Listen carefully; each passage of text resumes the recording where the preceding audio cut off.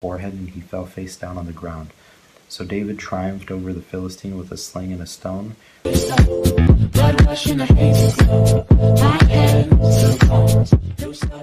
Forehead, and he fell face down on the ground. So David triumphed over the Philistine with a sling and a stone. Without a sword in his hand, he struck down the Philistine and killed him. David ran and stood over him. He took hold of the Philistine's sword and drew it from the sheath. After he killed him, he cut off his head with the sword. When the Philistines saw that their hero was dead, they turned and ran.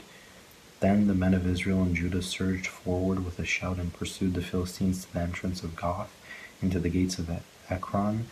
Their dead were strewn along the Sharim road to Gath and Ekron. When the Israelites returned from chasing the Philistines, they plundered their camp. David took the Philistines' head and brought it to Jerusalem. He put the Philistines' weapons in his own tent. As Saul watched David going out to meet the Philistine, he said to Abner, commander of the army, "Abner, whose son is that young man?" Abner replied, "As surely as you live, your majesty, I don't know." The king said, "Find out whose son this young man is." As soon as David returned from killing the Philistine, Abner took him and brought him before Saul, with David still holding the Philistine's head. "Whose son are you, young man?" Saul asked him. David said, "I am the son of your servant, Jesse of Bethlehem." Saul's growing fear of David. After David had finished talking with Saul, Jonathan became one in spirit with David, and he loved him as himself. From that day Saul kept David with him, and did not let him return home to his family. And Jonathan made a covenant with David because he loved him as himself. Jonathan took off the robe he was wearing and gave it to David along with his tunic and even his sword, his bow, and his belt. Whatever mission Saul sent him on, David was so successful that Saul gave him a high rank in the army. This pleased all the troops and Saul's officers as well. When the men were returning home after David had killed the Philistine, the women came out from all the towns of Israel to meet King Saul with singing and dancing, with joyful songs and with timbrels and lyres. As they danced, they sang, "Saul has slain his thousands, and David his tens of thousands." Saul was very angry. This refrain displeased him greatly. "They have credited David with tens of thousands," he thought, "but me with only thousands? What more can he get but the kingdom?" And from that time on Saul kept a close eye on David. The next day an evil spirit from God came forcefully on Saul. He was prophesying in his house, while David was playing the lyre, as he usually did. Saul had a spear in his hands. He hurled it, saying to himself, "I'll pin David to the wall." But David eluded him twice. Saul was afraid of David, because the Lord was with David but had departed from Saul. So he sent David away from him and gave him command over 1,000 men. And David led the troops in their campaigns. And everything he did, he had great success, because the Lord was with him. When Saul saw how successful he was afraid of him. But all Israel and Judah loved David, because he led them in their campaigns. Saul said to David, "Here is my older daughter Merab. I will give her to you in marriage. Only sever me bravely and fight the battles of the Lord." For Saul said to himself, "I will not raise a hand against him. Let the Philistines do that." But David said to Saul, "Who am I, and what is my family or my clan in Israel, that I should become the king's son-in-law?" So when the time came for Merab, Saul's daughter, to be given to David, she was given in marriage to Adriel of Meholah. Now Saul's daughter Michal was in love with David, and when they told Saul about it, he was pleased. "I will give her to him," he thought, "so that she may be a snare to him, and so that the hand of the Philistines may be against him." So Saul said to David, "Now you have a second opportunity to become my son-in-law." Then Saul ordered his attendants, "Speak to David privately and say, 'Look, the king likes you, and his attendants all love you. Now become his son-in-law.'" They repeated these words to David, but David said, "Do you think it is a small matter to become the king's son-in-law? I'm only a poor man and little known."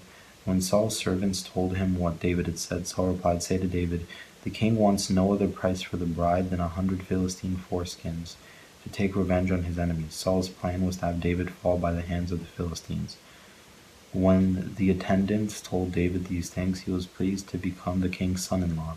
So before the allotted time elapsed, David took his men with him and went out and killed 200 Philistines and brought back their foreskins. They counted out the full number to the king, so that David might become the king's son-in-law. Then Saul gave him his daughter Michal in marriage. When Saul realized that the Lord was with was with David, and that his daughter Michal loved David. Saul became still more afraid of him, and he remained his enemy the rest of his days. The Philistine commanders continued to go to battle, and as often as they did, David met with more success than the rest of Saul's officers, and his name became well known. Saul tries to kill David. Saul told his son Jonathan and all the attendants to kill David, but Jonathan had taken a great liking to David and warned him,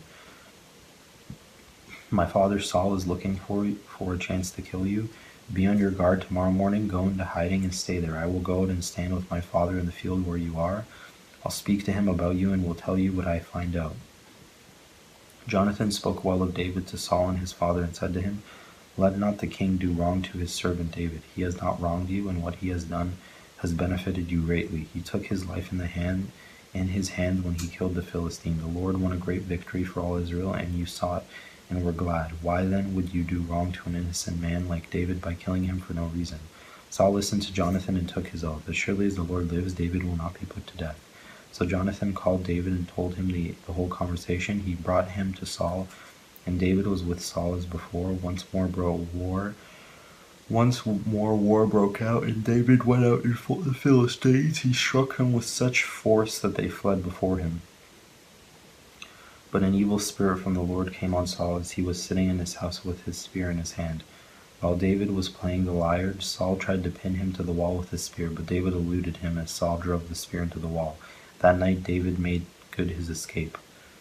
Saul sent men to David's house to watch it and to kill him in the morning, but Michal, David's wife, warned him, If you don't run for your life tonight, tomorrow you'll be killed." So Michal let David run through a window, and he fled and escaped. Then Michal took an idol and laid it on the bed, covering it with a garment and putting some goat's hair at the head. When Saul sent the men to capture David, Michal said, "He is ill." Then Saul sent the men to see David and told them, Bring him up to me in his bed so that I may kill him." But when the men entered, there was the idol in the bed. At the head was some goat's hair. Saul said to Michal, "Why did you deceive me like this and send my enemy away so that he escaped?" Michal told him, "He said to me, 'Let me get away. Why should I kill you?'" When David had fled and made his escape, he went to Samuel at Ramah and told him all that Saul had done to him. Then he and Samuel went to Najoth and stayed there. Word came to Saul, "David is in Najoth at Ramah."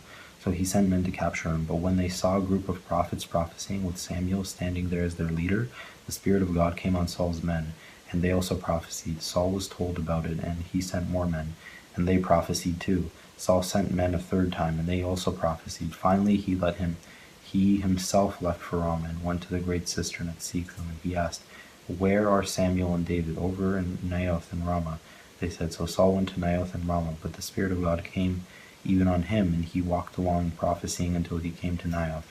He stripped off his garments, and he too prophesied in Samuel's presence. He lay naked all that day and all that night, and this is why people say, "Is Saul also among the prophets?" David and Jonathan. Then David fled from Naioth at Ramah and went to Jonathan and asked, "What have I done? What is my crime? How have I wronged your father, and that he is trying to kill me?" "Never!" Jonathan replied. "You are not going to die. Look, my father doesn't do anything great or small without letting me know. Why would he hide this from me? Isn't it so?" "It isn't so?" But David took an oath and said, "Your father knows very well that I have found favor in your eyes, and he has said to himself, 'Jonathan must know this or he will be grieved.' Yet as surely as the Lord lives, and as you live, there is only a step between me and death." Jonathan said to David, "Whatever you want me to do, I'll do it for you." So David said, "Look, tomorrow it is the new moon feast, and I am supposed to dine with the king. But let me go and hide in the field until the evening of the day after tomorrow. If your father misses me at all, tell him David earnestly asked my permission to hurry to Bethlehem, his hometown, because an annual sacrifice is being made there for his whole clan. If he says, 'Very well,' then your servant is safe. But if he loses his temper, then you can be sure that he is determined to harm me. As for you, show kindness to your servant, for you have brought him into a covenant with you before the Lord. If I am guilty, then kill me yourself. Why hand me over to your father?" "Never," Jonathan said. "If I have the least inkling that my father was determined to harm you, wouldn't I tell you?" David asked, "Who will tell me if your father answers you harshly?" Come, Jonathan said, let's go out into the field. So they went there together. Then Jonathan said to David, I will swear by the Lord, the God of Israel, that I will surely sound out my father by this time, the day after tomorrow. If he is favorably disposed toward you, will I not send you word and let you know?